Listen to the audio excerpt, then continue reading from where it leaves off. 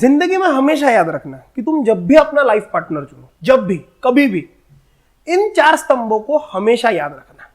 ठीक है? ये 4 स्तंभ जो है तुम्हारे धर्म, अर्थ, काम, मोक्ष, इन चारों की फिलॉसफी यदि तुम्हारे लाइफ पार्टनर के साथ में मैच करती है तो समझ जाना तुम्हारी कुंडली फुंडली सब मैच करेंगी। कैसे मैं आगे जाके तुमको थोड़ा एक्सप्लेन कर दूं, लेकिन ये याद रखना कि अगर इन 4 स्तंभों पे तुम्हारी वाइब्स मैच कर रही है, वाइब्स इन द सेंस तुम्हारी फिलॉसफी मैच कर रही है एक एक स्तंभ की, तो तुम सुखी रहोगे, तुम्हारी शादी टिकेगी।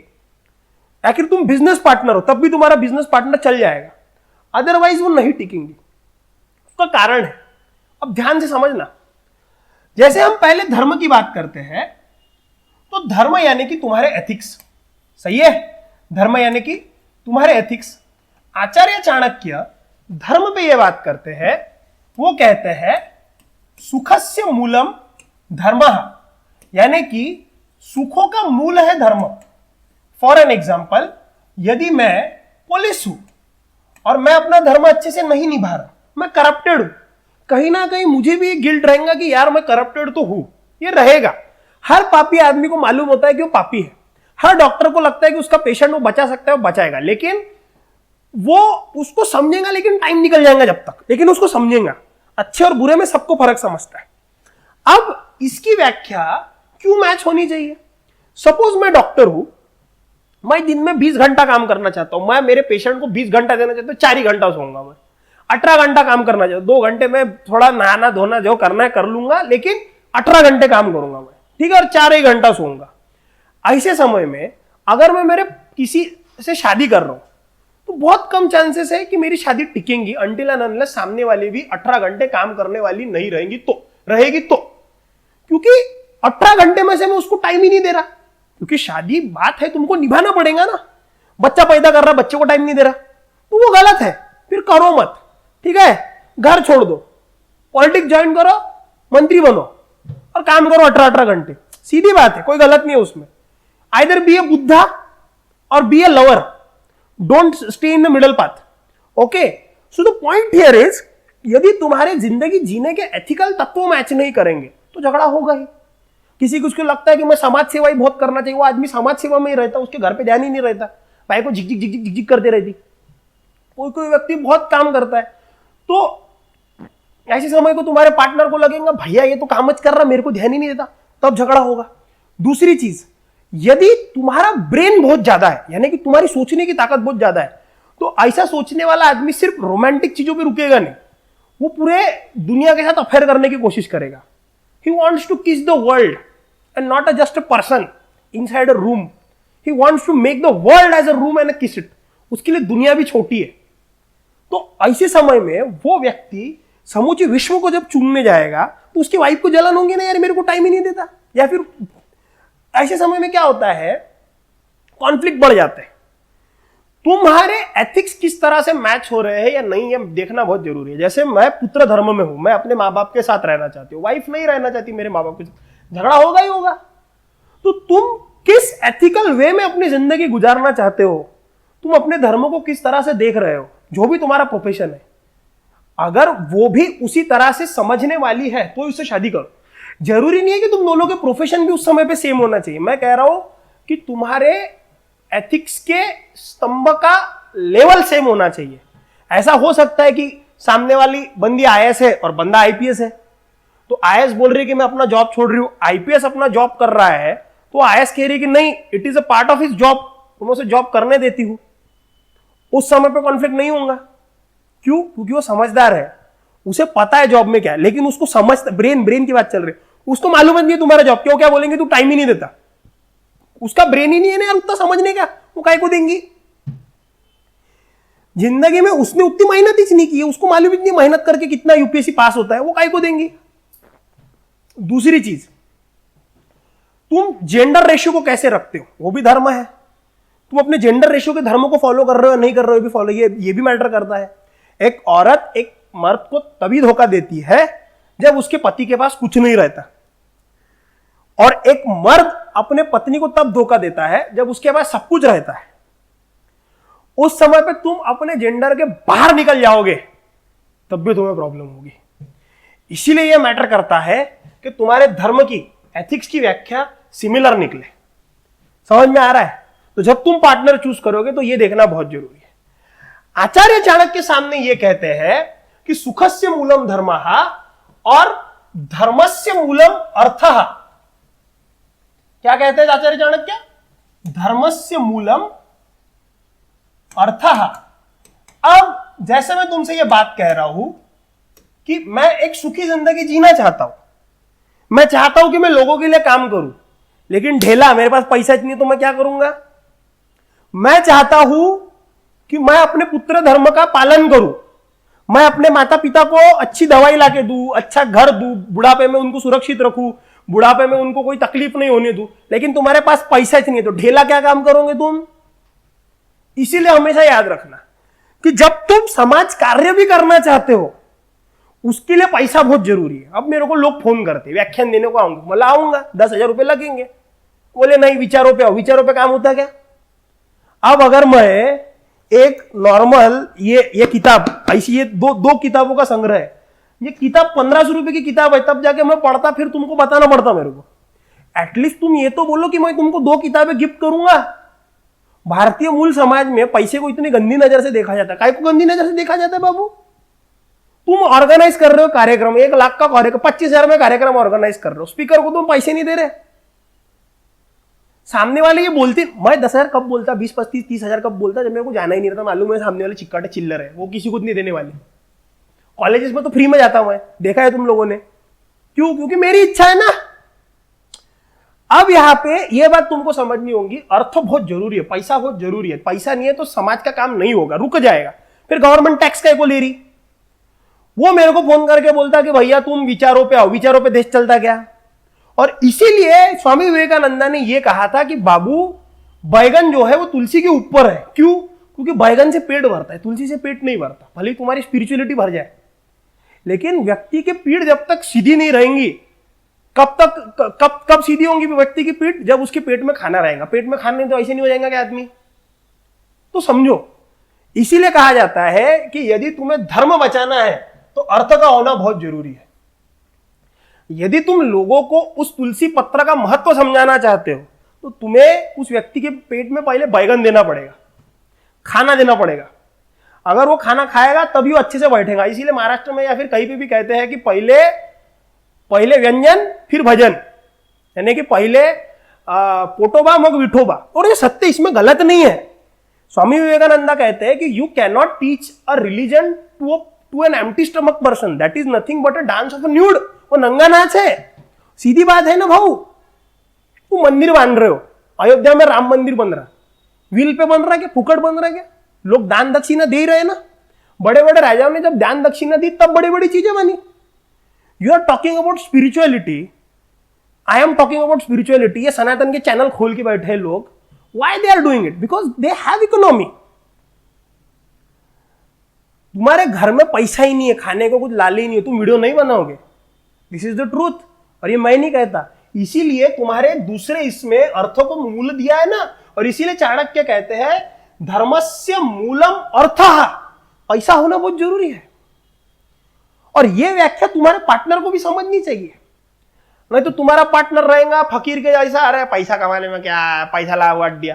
तुम कमा रहे हो पैसा, जतन कर रहे हो, जतन करने में कोई गलत नहीं। तुम्हारा मेहनत का पैसा है, तुम जतन करो। दोनों में कॉन्फ्लिक्ट हो गया तो झगड़ा हो जाएगा। इसीलिए दोनों को उस तरह से चलना बहुत जरूरी है। और तीसरा स्तंभ वो है तुम्हारा काम। काम यानी कि लस्ट, तुम्हारे डिजायर्स। कोई व्यक्ति ये कहता है, ऐसे मेरी व्याख्या है, ठीक है, मुझे ऐसा लगता है, if the moment I will get a very good partner, my materialistic, most of the materialistic things will and up. मुझे नहीं है, मैं ये नहीं कह रहा मैं उसके लिए लाके नहीं दूंगा, मुझे मटेरियलिस्टिक चीज इतनी पहले से पसंद नहीं है, ठीक है। तो तुम्हारी लस्ट की व्याख्या कहां तक जाती है, यह भी मैटर करता है। तुम सामने वाले बंदी को लेके आ रहे हो, भैया 50 लाख की कार, वो बोल रही नहीं मेरे को तो 1.5 करोड़ की पोर्शे चाहिए, सिस्टम बनाना है। हम क्या करेंगे भाई अपन? तुम्हारे सेक्सुअल नीड्स कहां तक है, यह भी मैटर करेगा। इसीलिए मैटर करता है कि तुम्हारी जो धर्म अर्थ काम मोक्ष, इसमें ये 3 व्याख्या, चलो मोक्ष छोड़ दो, लेकिन धर्म अर्थ काम, ये 3 तो तुम्हारे मैच करने चाहिए। आखिरी स्टेप भी बहुत इंपॉर्टेंट है। मैंने जो कहा था ना स्टार्टिंग में, को कुंडली फुंडली भी तुम्हारी गिर जाएंगी, मतलब ये 4 खंबे अगर तुम्हारे मैच हो गए ना, तो तुम्हारे कुंडली फुंडली देखने की भी जरूरत नहीं पड़ती। ऐसा मैंने क्यों बोला था, अब तुम्हें समझेगा। मोक्ष यानी कि यूनियन, और इसे भारत की इस धर्म व्यवस्था में, इस भारतीय सनातन कल्चर की व्यवस्था में बड़ा मान दिया गया। मोक्ष यानी कि union, union with the Cosmos, union with the Brahma, union with the बोधि। बुद्धा ने बोधि कहा, हमने शंकराचार्य और सनातनियों ने उसे, ये भी सनातन का एक भाग है, और इन्होंने इसे ब्रह्म कहा। जैन जिसे निर्वाणा कहते हैं, निर्वाणा मिल गया, उस एक ओंकार के साथ लीन होना, है ना।